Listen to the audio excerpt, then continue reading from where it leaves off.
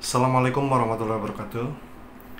Teman-teman sekalian, hari Selasa kemarin saya melakukan USG di RSUP Cipto Mangunkusumo Jakarta, dan hasilnya sebenarnya belum dikonsultasikan ke dokter, cuma secara kasat mata pasien bisa melihat gitu ya. Dan terus terang saja hasilnya itu mau tidak mau membuat saya sedikit drop gitu ya. Kenapa? Karena memang pertama, baik kondisi hati maupun empedu saya itu semakin hari semakin mengecil. Kemudian kalau empedu mungkin ya banyak orang yang sudah dioperasi, ketika empedunya bermasalah dioperasi maka dia bisa hidup kembali normal gitu ya. Cuma kalau hati mengecil kan berarti pertanda yang tidak baik. Kemudian di kesimpulan lain tertulis di sana bahwa saya menderita sirosis hati. Sering mendengar sih sirosis itu, sehingga saya mencoba mencari referensi tentang apa itu sirosis hati, bagaimana pengobatannya, dan apa yang harus dilakukan selama pengobatan itu. Walaupun dalam hasil lab kemarin saya periksa cek darahnya, dan ada satu yang memberikan bahwa baik di dalam darah maupun hasil USG tidak terlihat tumor gitu ya.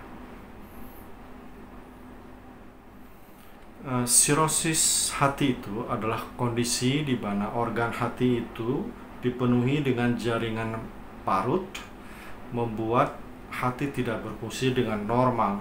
Nah, jaringan parut itu sendiri terbentuk akibat penyakit liver yang berkepanjangan, yang kalau saya sendiri disebabkan oleh virus hepatitis B. Nah, bila terjadi bertahun-tahun, maka sirosis ini dapat menyebabkan gagal hati. Karena hati itu adalah organ yang sangat vital bagi tubuh kita, maka ketika terjadi kegagalan hati, maka akan menyebabkan kematian bagi seseorang. Namun jika penyebab sirosis itu diketahui, maka insya Allah maka kita bisa menghentikan atau memperlambat sirosis tersebut. Mudah-mudahan saja begitu ya teman-teman sekalian. Sirosis ini pada awalnya tidak menimbulkan gejala, tidak kelihatan ya. Seperti saya misalkan ketahuan hepatitis B 2016 sampai 2021, saya memang sering keluar masuk rumah sakit karena sakit di ulu hati ya. Tetapi awalnya tidak tahu bahwa itu karena sirosis gitu ya.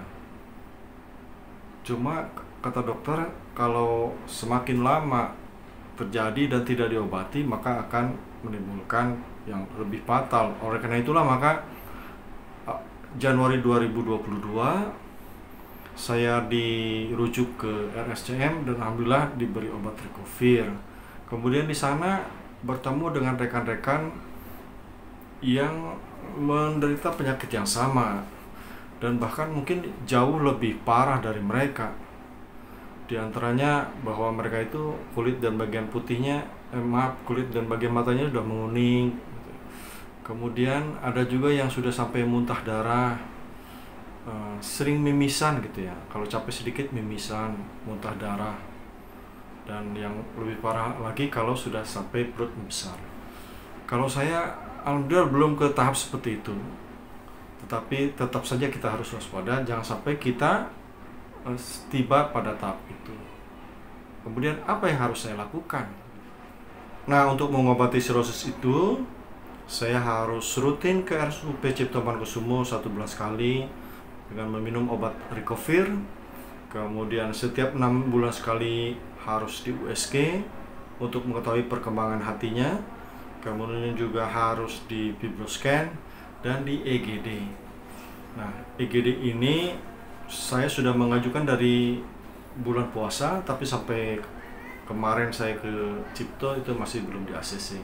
Nah, EGD itu fungsinya untuk melihat jaringan pembuluh darah yang ada di tubuh saya, apakah sudah membesar atau belum. Yang besar langsung diikat supaya tidak terjadi muntah darah atau buang air darah.